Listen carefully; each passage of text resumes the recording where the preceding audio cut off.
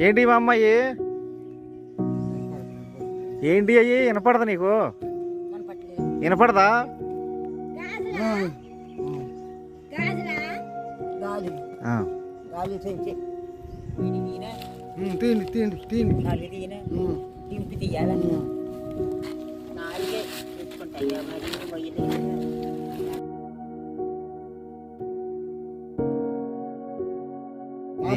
ఇల్లు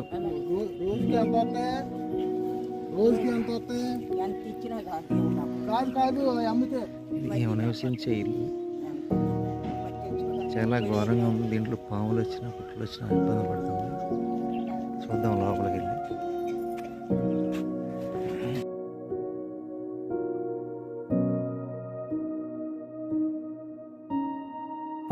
సరిపోతున్నాయి మరి.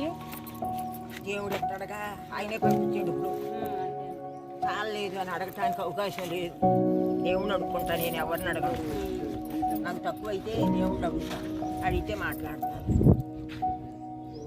నాకు సరిపోయినంత కావాలని, ఎంత కావాలి నాకు అని ఆశ. వంట నువ్వే చేసుకుంటావా? వంట చేసుకుంటావా? బీరకాయ కూర వండుకున్నా.